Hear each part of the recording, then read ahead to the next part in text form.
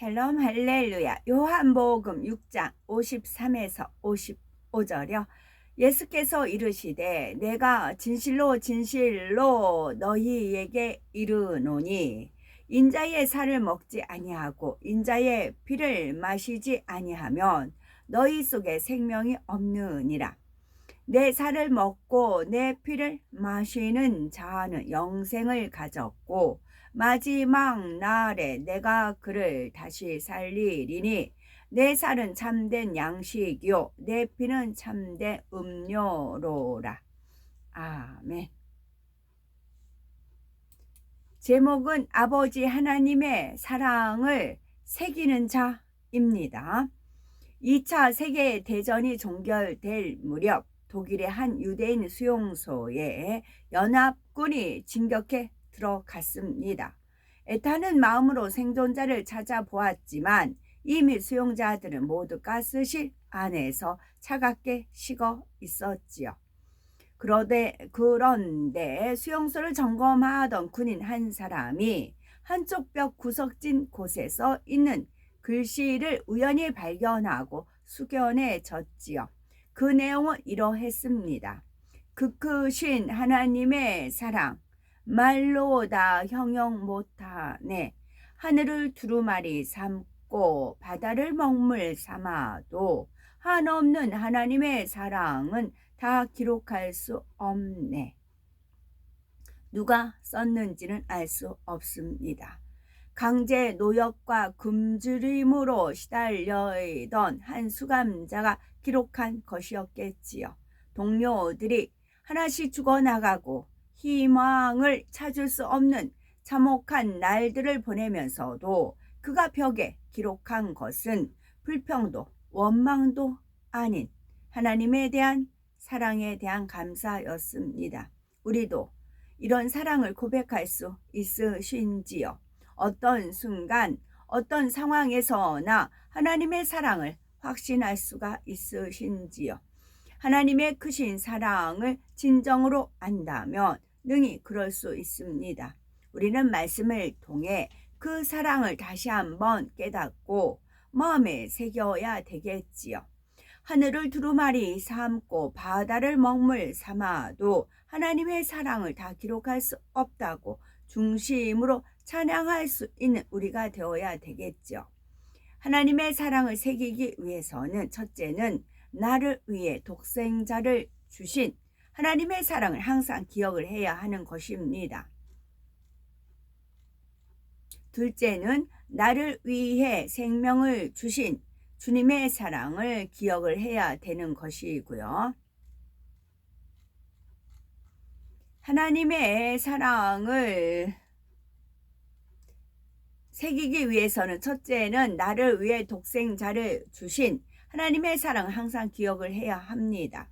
요한복음 3장 16절 하나님이 세상을 이처럼 사랑하사 독생자를 주셨으니 이는 저를 믿는 자마다 멸망치 않고 영생을 얻게 하려 하심이니라 하였습니다.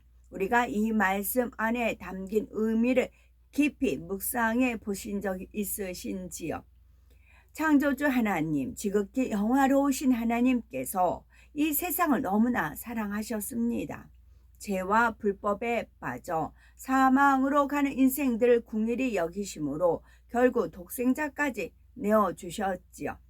자녀를 낳고 길러보신 부모님들은 조금이나마 그 아픔을 느끼실 수가 있을 것입니다. 종종 사랑하는 자녀에 대해 눈에 넣어도 아프지 않다는 표현을 쓰죠.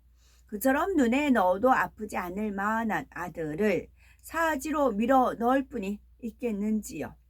큰 부귀 영화를 누리게 해줄 테니까 아니면 무슨 소원이든 들어줄 테니까 네 아들을 십자가에 못 박게 하라면 우리는 과연 어떨까요? 아들을 사랑하는 부모라면 결코 그럴 수가 없지요. 차라리 내가 죽는 한이 있어도 내 아들은 내 못 내놓는다 라고 할 것입니다. 하물며 강도, 살인죄를 저지른 사형수를 대신해서 아들을 내놓으라 하면 우리는 무엇라 하시겠는지요? 대부분 말도 안 된다 라고 하시겠지요.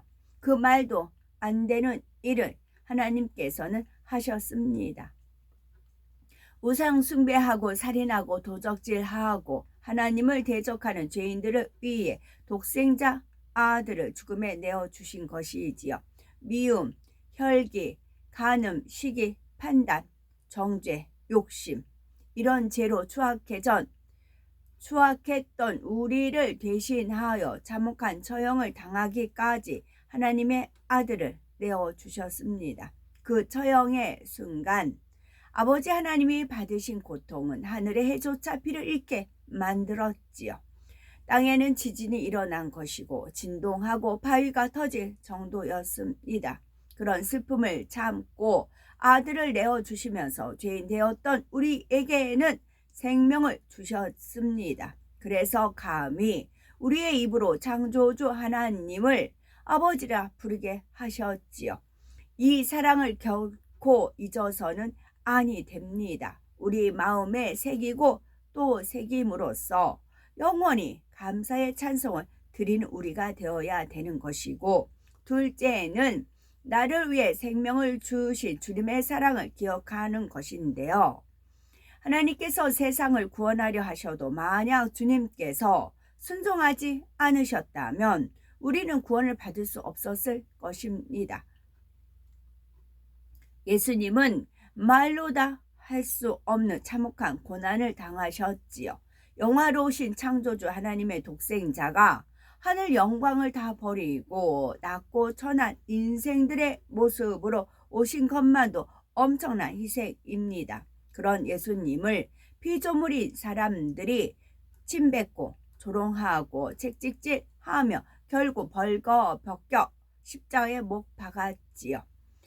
죄악에 물든 인생들을 주님께서 사랑하지 않으셨다면 당장이라도 멸하실 수 있었습니다. 하늘에서 불을 내리실 수도 있고 천군을 보내 진멸하실 수도 있었지요. 그러나 예수님께서는 그러지 않으셨습니다.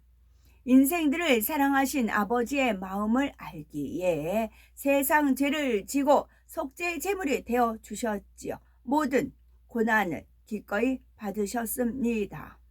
예수님께서 가난하게 사심으로 우리를 부유하게 해 주셨지요.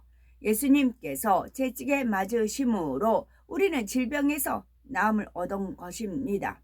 예수님께서 가시관을 쓰심으로 우리는 천국의 좋은 면류관을 얻게 되었고, 손발에 못 박혀 피 흘리심으로 우리는 죄사함을 받았습니다. 주님의 이런 사랑을 항상 기억해야 되겠고, 십자가에서 영혼들을 바라보시던 그 피 묻은 얼굴과 사랑의 눈빛을 항상 마음에 담고 살아가는 우리가 되어야 되겠죠. 셋째는 나를 위해 천국의 처소를 예비하신 아버지의 사랑을 기억해야 하는 것입니다. 우리를 구원하시고 지옥에서 건져주신 것만도 감사한데 이에 더하여 하나님께서는 영광스런 천국의 처소를 예비하십니다. 참으로 하나님의 사랑과 주님의 사랑을 믿고 진리 안에 행할 때 그 행함대로 천국의 처소가 지어지는 것이지요. 그러면 우리가 이 사랑을 믿고 진리 안에 거한다는 것은 무엇일까요? 바로 인자의 살과 피를 먹고 마시는 것입니다. 요한복음 6장 54절 내 살을 먹고 내 피를 마시는 자는 영생을 가졌고 마지막 날에 내가 그를 다시 살리리니 하셨습니다. 인자의 살과 피를 먹고 마시지 않으면 그 안에 생명이 없고 부활의 소망도 없는 것이지요. 영적으로 우리가 인자의 살을 먹는다는 것은 하나님의 말씀을 양식 삼는 것을 의미합니다. 요한복음 1장 1절을 보면 하나님이 곧 말씀이 곧 하나님이시니라 하였죠. 요한복음 1장 14절에는 하나님 곧 말씀이 육신이 되어 이 땅에 오신 분이 바로 예수님이시라 라고 했죠. 그래서 인자의 살을 먹는다는 것은 다시 말해 하나님의 말씀을 양식 삼는다는 것을 말합니다. 하나님의 말씀을 양식 삼는다는 것은 성경 말씀을 지식적으로만 아는 것이 아닙니다. 그 말씀으로 자신의 마음을 변화시키는 것인 것이지요. 마음의 악을 버리고 선으로 사랑으로 채우는 것인 것입니다. 이렇게 인자의 살을 먹기 위해서는 반드시 인자의 피를 함께 마셔야 하지요. 이는 하나님의 말씀을 배움과 동시에 그 말씀대로 순종하는 행함이 반드시 동반되어야 한다는 말입니다. 비유를 들면 사람이 음식을 먹을 때 수분을 함께 섭취해야 하는 것과 같습니다. 수분이 없이 건조한 음식물만 계속 섭취한다면 아무리 충분한 영양분을 공급해도 소화가 되지 않는 것입니다. 수분이 함께 공급되어야 우리 몸이 영양분을 흡수할 수도 있는 것이고 또 폐물을 배설할 수도 있지요. 마찬가지로 진리 곧 하나님의 말씀을 배우면 반드시 그대로 행해 나가는 노력이 있어야 하는 것인데요. 무엇을 하라, 무엇을 하지 말라, 무엇을 지키라, 무엇을 버리라 이런 말씀들에 그대로 순종해야 하지요. 그래야 우리가 배운 하나님의 말씀이 자신에게 생명이 되고 자신에게 능력이 되는 것입니다. 마음에 있던 비진리가 점점 빠져나가고 그 자리에는 진리가 채워지는 것이지요. 미움이 빠져나가고 사랑이 채워지고 교만이 빠져나가고 겸손이 채워지며 혈기가 빠져나가고 온유함이 채워집니다. 요한일서 1장 7절 말씀을 보아도 우리가 인자의 살 뿐 아니라 인자의 피를 마셔야 우리 속에 생명이 있음을 잘 알 수가 있는 것이죠. 저가 피 가운데 계신 것 같이 우리도 피 가운데 행하면 우리가 서로 사귐이 있고 그 아들 예수의 피가 우리를 모든 죄에서 깨끗하게 하실 것이오 라고 했습니다. 여기서 빛 가운데 행한다는 것은 하나님의 말씀대로 순종하여 행하는 것입니다. 예수님은 보배로운 피를 흘려 우리 죄를 사하셨지만 그 피를 힘입어 죄삼을 받으려면 반드시 우리가 빛 가운데 행해야 한다는 말입니다. 어떤 사람들은 자기 잘못으로 재앙을 당하고서도 애매히 하나님을 원망을 합니다. 하나님이 정말 사랑하신다면 왜 이런 일을 허락하시냐라고 하는 것이지요.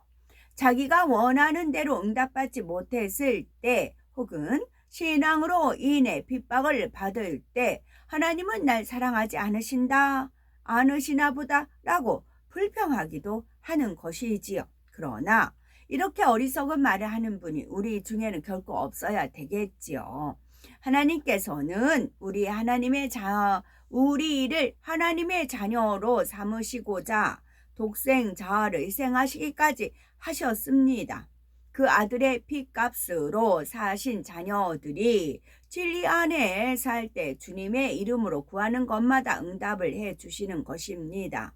영혼이 잘 되는 사람마다 범사에 잘 되고 강건하게 축복하시지요. 주님께서는 아버지의 사랑을 아심으로 기꺼이 생명을 주셨고 천국에서 우리의 처소를 짓고 계십니다. 장차 천국에서 참 자녀들과 영원한 사랑을 나누실 날을 하루하루 고대하며 기다리시지요. 요한일서 3장 3절 주를 향하여 이 소망을 가진 자마다 그의 깨끗하심과 같이 자기를 깨끗하게 하느니라 하였습니다. 정말로 아버지의 사랑을 깨달은 사람은 세상을 바라보지 않습니다.